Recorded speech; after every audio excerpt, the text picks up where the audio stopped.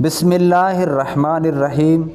السلام علیکم ورحمۃ اللہ وبرکاتہ۔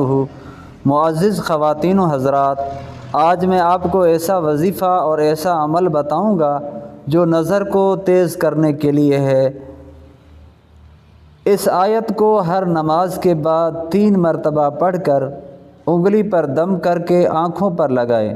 انشاءاللہ تعالی نظر میں کمی نہ ہوگی، بلکہ جس قدر نقصان ہو گیا ہو وہ جاتا رہے گا اور نظر تیز ہوتی رہے گی۔ اگر چشمہ پہنتا ہے تو چشمے پہننے کی بھی ضرورت نہیں پڑے گی۔ وہ آیت یہ ہے: فَكَشَفْنَا عَنْكَ غِطَاءَكَ فَبَصَرُكَ الْيَوْمَ حَدِيدٌ فَكَشَفْنَا عَنْكَ غِطَاءَكَ فَبَصَرُكَ الْيَوْمَ الْحَدِيدُ۔